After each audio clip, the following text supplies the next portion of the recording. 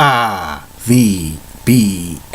the Rich Video Blog Network, home to top 10 list of everything and anything, weekly NFL predictions, great personality profiles, sports video blogs, professional wrestling video blogs, and a whole lot more.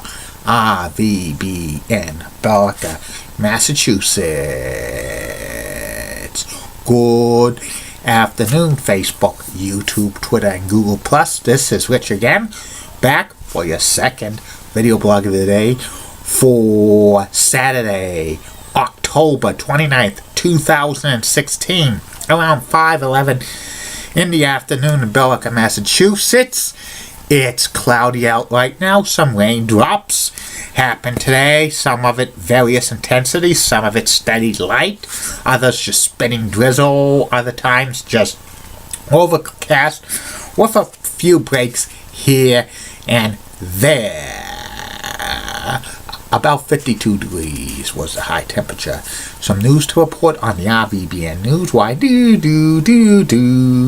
BC football team finally won an ACC game for the first time since 2014 when they took down North Carolina State by a score of 21-14. And also, pitcher Jose Fernandez of the Miami Marlins, who passed away in September. The cause of his death was he had cocaine and alcohol in his system. That's so sad.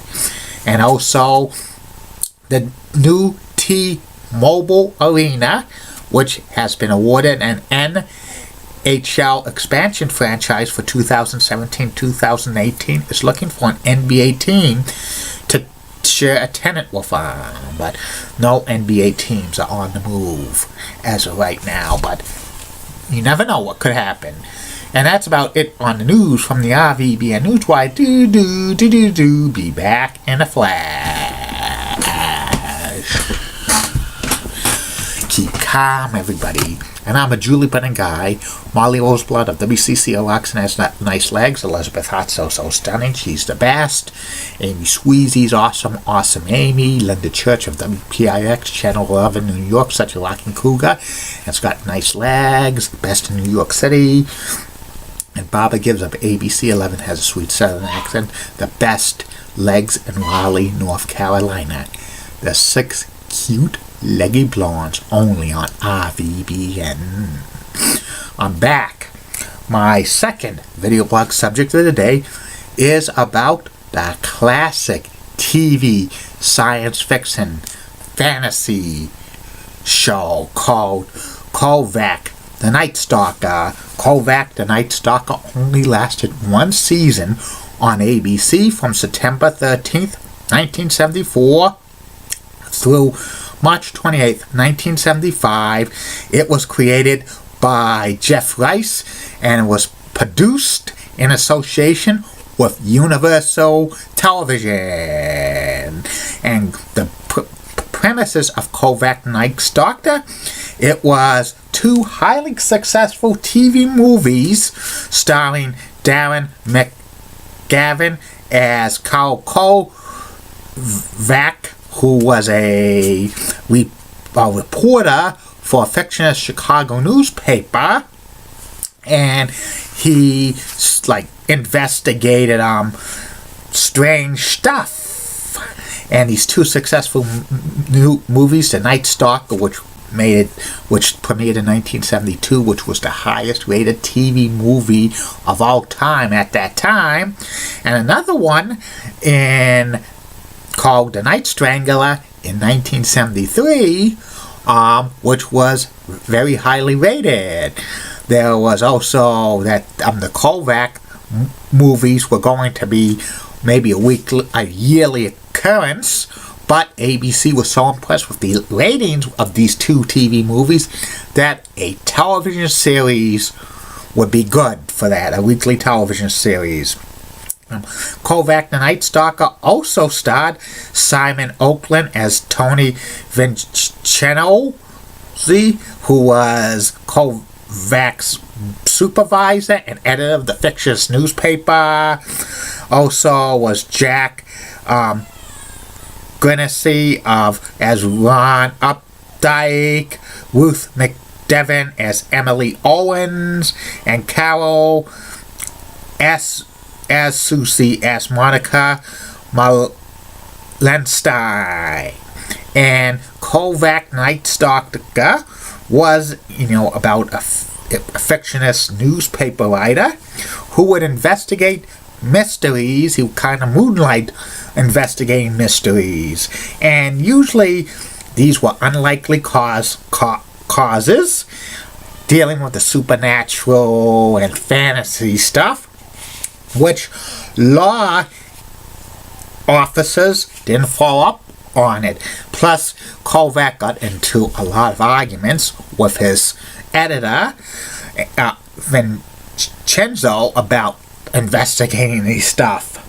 Most of the crimes, the cases involving on Kolchak the Night Stalker was Dubalanas or Native Americans or androids or invisible extraterrestrials, prehistoric monsters thawed back to life, lizards creating and protecting its eggs, also dogs that were, very bad dogs, and also they did with Jack the Ripper and headless motorcycle riders, and even they had one episode of Helen of Troy, and among other things.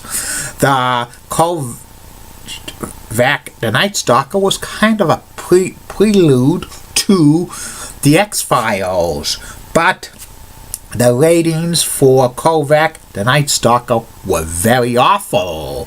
Darren McGavin, who also doubled as the show's producer, he thought the show was okay, but he didn't like it.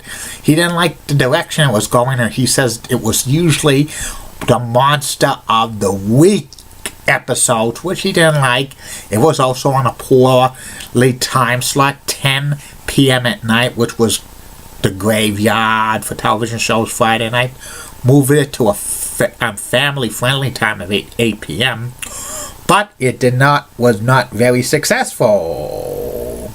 And there were only 20 shows produced for Kolchak the Night Stalker. Originally, it was going to be 26, but ABC canceled it in March of 1975, which, was kind of bad because it kind of had a little bit of a cold falling. It was supposed to be 26 episodes produced for the 1974-1975 season, but there were 2 movies about Kolchak the Night Stalker after it went off the air in 1976.